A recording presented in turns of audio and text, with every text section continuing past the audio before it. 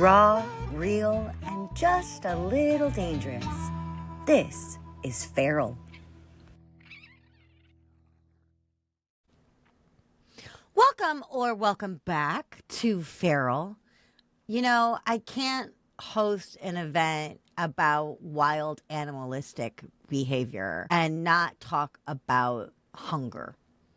But I'm not just talking about physical hunger, although that is part of us. How many of us have sat at our desk and an entire bag of chips just vanishes while we chase inbox zero? But I'm also talking about the kind of drive and ambition and longing that fuels so much of entrepreneurship.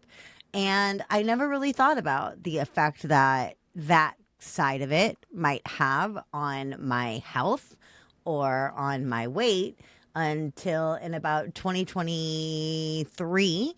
I got a autoimmune disease called morphia that covered my entire body in spots and caused me to gain 60 pounds very, very quickly. And so in that moment of fear, desperation, and quite literal physical pain, I turned to one of my dear, dear friends who's sitting right with me right now, Laura B. Folks, phenomenal coach, to get myself back on track. And what I learned along the way, I think you really need to know, which is why I have Laura with me here today. Hi, Boo. So excited to be here. Laura, why are we talking on an entrepreneurship summit? Why are we talking about hunger? I mean, that's a great question because often we don't think about our business and how it is keeping us hungry. And I look at our eating not just about physical hunger, but often people are coming to me saying, like, I know that I shouldn't be eating certain things, or I binge eat. I just feel like I'm not satisfied from the food I am eating. I just can't stop.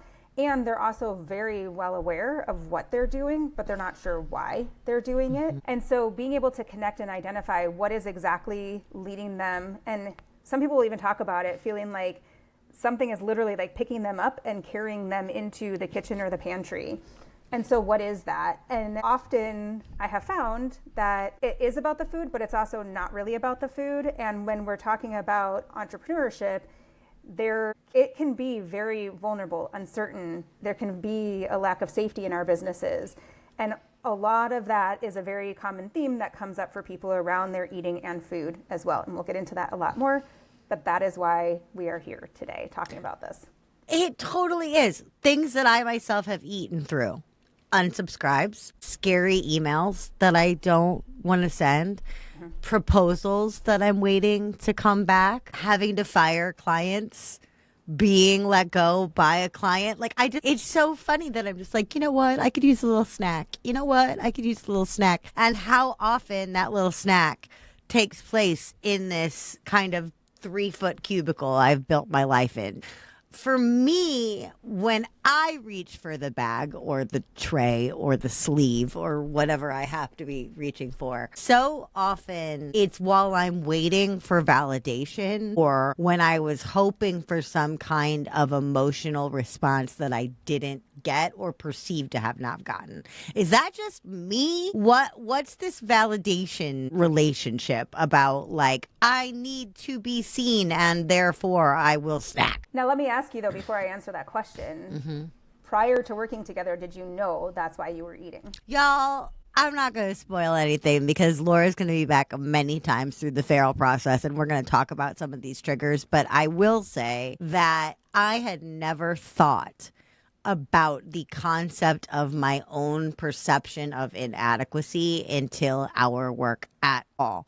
And that's hilarious because as an entrepreneur who's not a malignant narcissist, as far as I can tell, inadequacy is everywhere. And that's what I was really eating. I was eating to try to soften doubt. I was eating to forebode joy. I was eating to kind of cushion the slings and arrows of entrepreneurship. And specifically when I felt behind, overwhelmed, incapable, but always it was some lack in me. And from all those things that you were talking about earlier of like when I am getting unsubscribes or have a hard proposal, having to fire a client, a lot of that comes down to your belonging actually feeling at risk. So often when we're eating like in your cubicle and you're finding yourself going back and forth to the kitchen or to the pantry, we're often like, ooh, I'm just lacking willpower, or I need to stop and I'm not actually hungry. So like, why am I actually doing this? And finding it really challenging though to actually stop eating when we're not actually hungry, even though sometimes you don't even want the food. And sometimes it does feel like, no, I just really want this right now, which can be true. And often a lot of that comes down to, it sounds like a fear of rejection, fear of being, and it's different for everybody, but really it does come down to our belonging feeling at risk. And all of those things that you laid out is really like, shoot, am I going to be seen as inadequate? Or I got an unsubscribe, so they must think I'm inadequate, right? So like closing that loop and making it about you, where we often have blinders on around, and this is protective, but we have blinders around to see like, but there's other context and there's other information and data that we may be missing that we may not actually be collecting because we're trying to protect ourselves from that rejection. And we turn to food when our needs aren't getting met in different ways. And it can be really helpful to be able to identify and have that clarity and awareness of what is actually taking me off track. Often people will say to me, like, I'm very self-aware, and they may be really aware of like, I am eating these chips right now and I should not be eating these. And there may even be like, I am feeling stressed or anxious and that's why I'm eating these chips, and I'll just get back on track tomorrow. But really that's more of like a self-criticalness that's coming up versus self-awareness is, what is taking me, why am I eating these chips right now? What is leading me to feel anxious and inadequate? And you may know like from a base like surface level, oh, I got this unsubscribe and so I feel inadequate and so I'm eating, but there's usually more beneath that surface. And so it's really helpful to be able to identify what within your business is triggering stuff in you that is then leading you to turn to food and carrying you to the pantry. Heck yes, absolutely. Because food is kind of everything, and yet it's so much bigger than food, right? Like that's part of the reason why in our time together as friends and as I was going to say co-workers, because we kind of are, because we see each other like so much in the context of our businesses.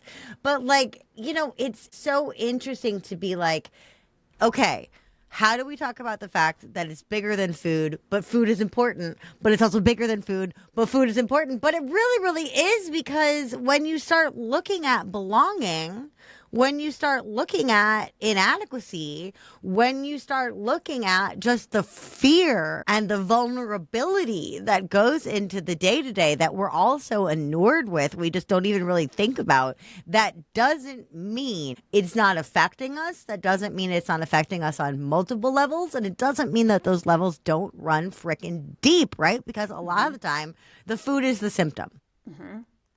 Or the cure, right? So how did our relationship with self-soothing become so screwed up?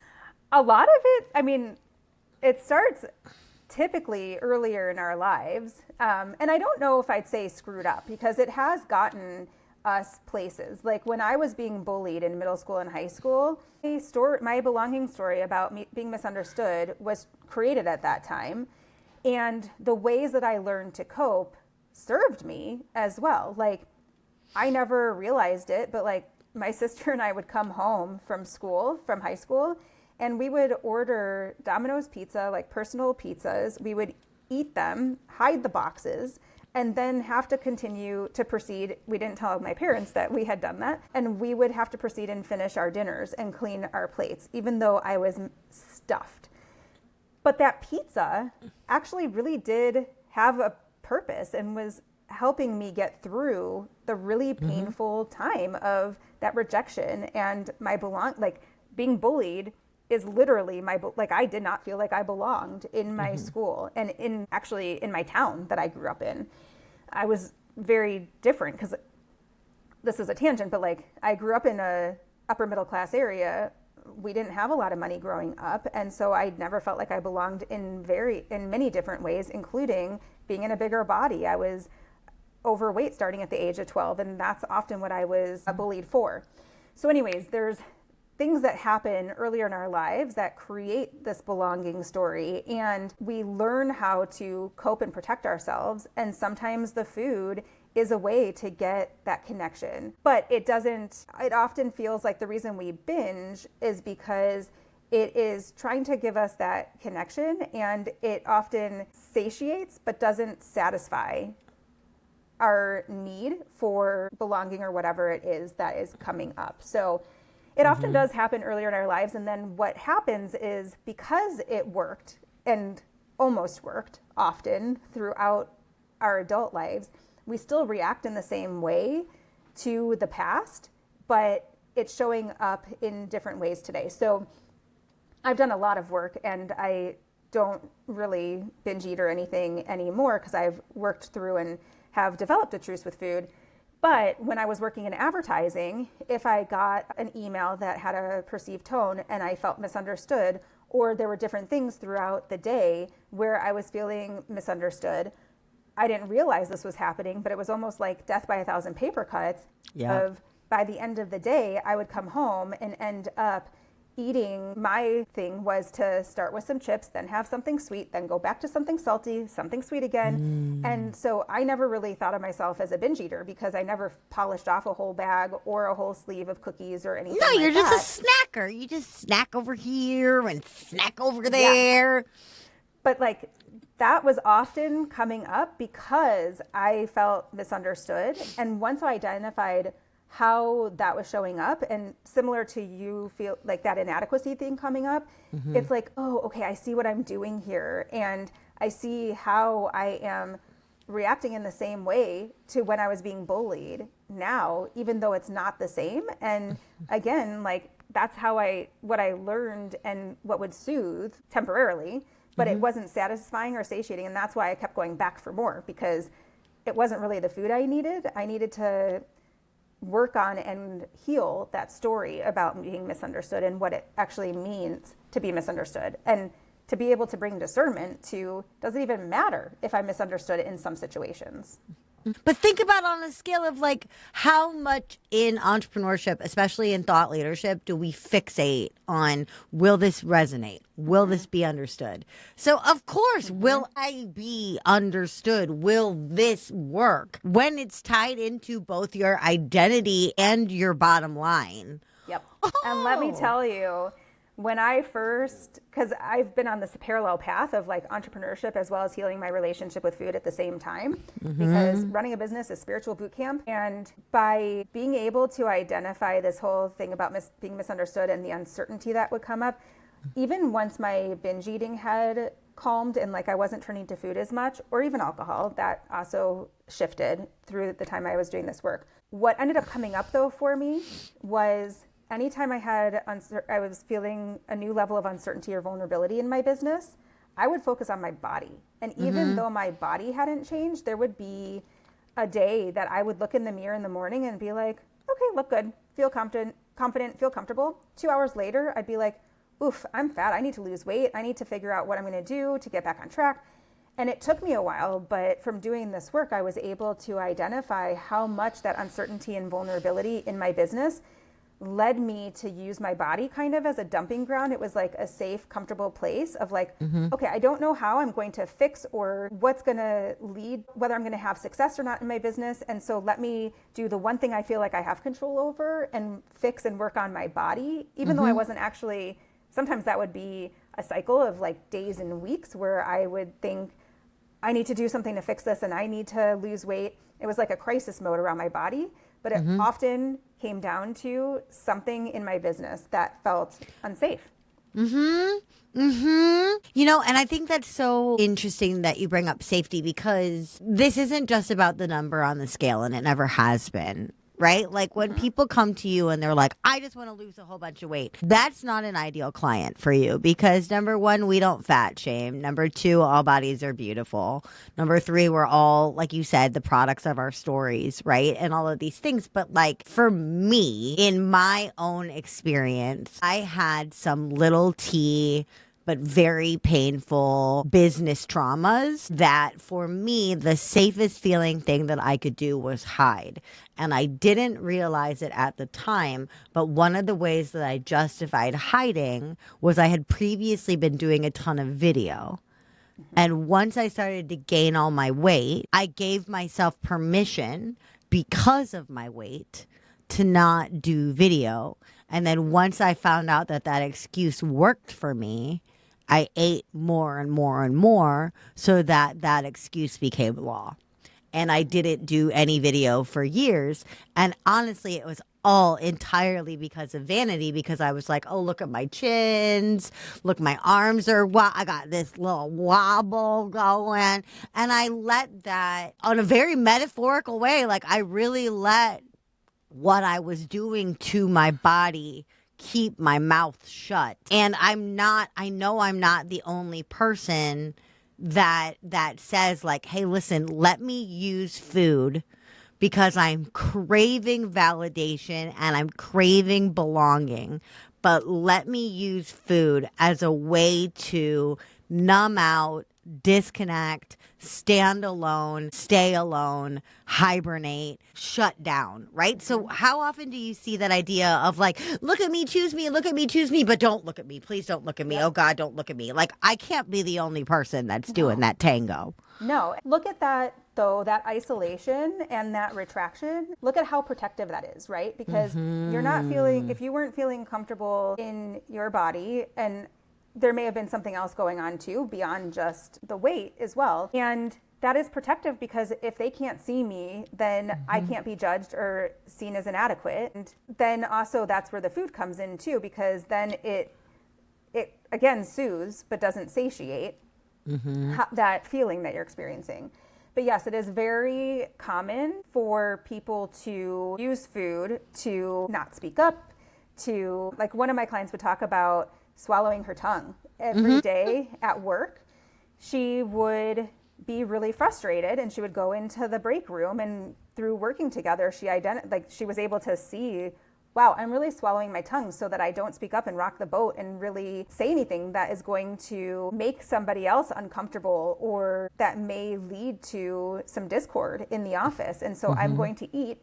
And also there were some other feelings that she had about being in the office and everything. But yeah, she would turn to food so that she didn't speak up. And one thing when you were talking about like, see me, don't see me, often I talk about how there's safe visibility, unsafe visibility, safe invisibility, and unsafe invisibility. What? Okay, break this down. Everybody put your seatbelts on. Laura's about to blow our minds. What? Yeah, so safe visibility is that pick me, choose me, and going out and being comfortable. Like when you were doing those videos, you felt comfortable, confident, probably felt good about what you were talking about. That feels like safe visibility. The unsafe visibility is when, I'm thinking about even when people will talk about growing up in their childhood home and a parent may have said, just sit in the corner, don't speak up, don't talk about your needs. Like they're not, and this is more typically not necessarily overtly said, it may be more passive and maybe more observed, but just like sit in the corner and don't say anything. And that is anytime they did speak up, that would be unsafe visibility because they may have gotten reprimanded for, or like the parent may have scolded them and said, don't have needs basically, and don't speak up. So that's don't have needs. Obviously, this is all like, this is not exactly overtly what they would have said, but no, this is how we internalize it. I laugh because how many of us have been told a million times, like either it's not your turn or just straight up, no, you can't need that right now. Sorry. Yeah. So that's unsafe visibility, right? Or it could even be the unsafe visibility might be you do speak up and then it doesn't land well and you get rejected for it. So that's unsafe visibility. Then there's the safe invisibility, which is and this is going pretty extreme to more of like a trauma, but like if you're in a physically abusive home, then the safe invisibility is to be in your room and be away from any abuse that may be happening. It could be emotional abuse too.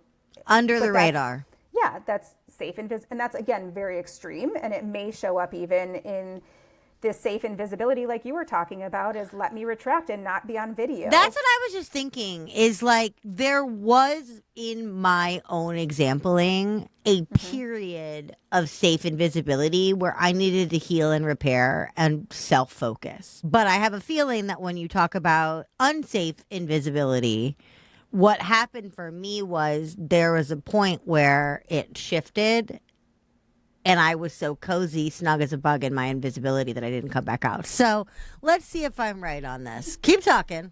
Yeah. So the unsafe invisibility can be when we have something to say or want to be seen in certain ways and it's not met, right? So it could be, so unsafe invisibility can be where we have something that we say that may not be met with understanding or acceptance, or maybe we have emotions that you just need somebody to witness and it's not witnessed. And so then you feel invisible, or again, this is really extreme, like you don't exist or something, but basically it just feels like you're not seen or heard in the way that you could use and that you need in that moment. And so that would be unsafe invisibility as well. Right? Because, oh my God, it's like, what's that song by the Birds? For everything there is a season, right? It's like sometimes you need to be out of the spotlight and sometimes you need to be in it. We're not saying you got to be out all the time. That sounds freaking exhausting.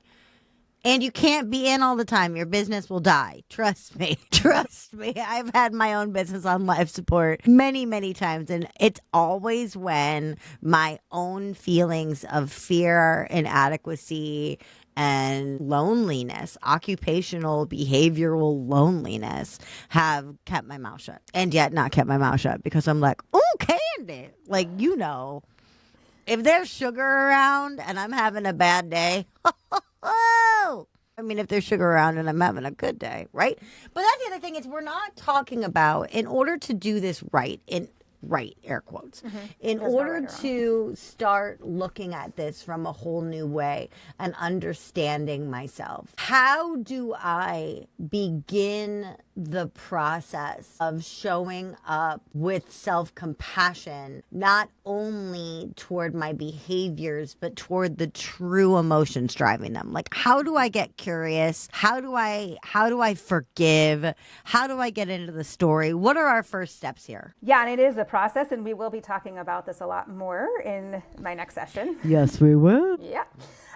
But something that you can start with is even just to be able to connect and see when you are eating out of alignment with your goals, whatever that means for you. So some of the signs or symptoms that this isn't really just about the food, when you're binge eating, feel like you're emotionally eating, just can't stop feeling like I should or I shouldn't eat something, as well as even having a lot of food noise or body noise. And the food or body noise is like, if you ever have like this track going on in your head and you're just like, so many of my clients will talk about how much food is front and center in their mind and it takes up so much of their brain space. So when you're experiencing that, just even labeling or pausing and seeing what is going on here and bringing curiosity to that.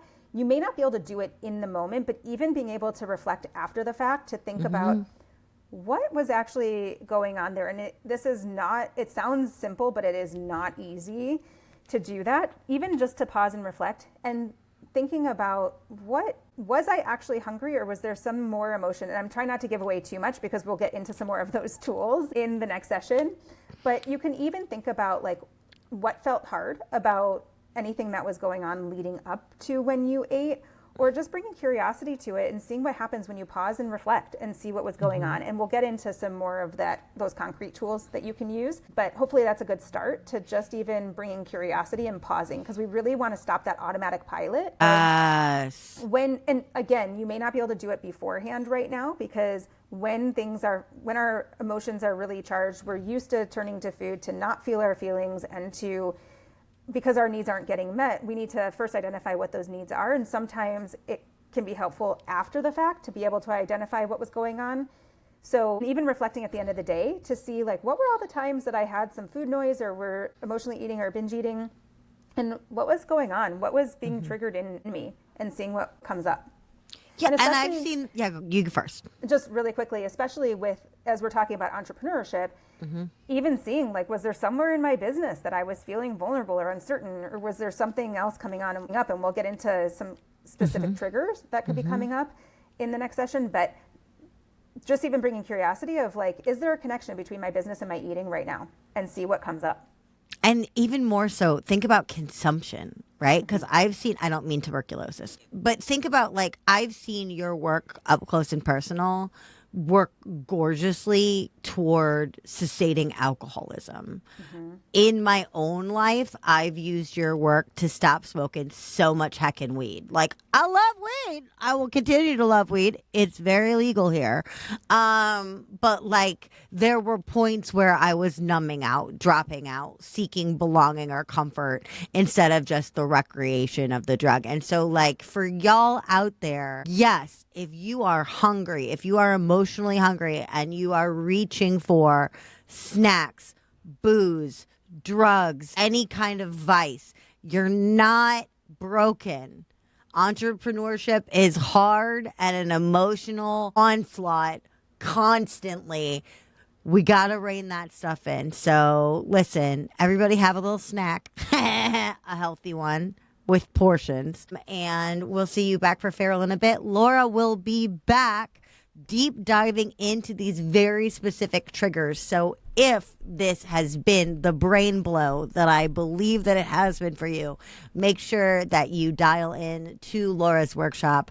This work changed my life and saved my health. I know it'll do the same for you. Laura, you are the absolute shit. Thank you for being here. Thank you. Love you. Love you. Bye. Raw, real, and just a little dangerous. This is Feral.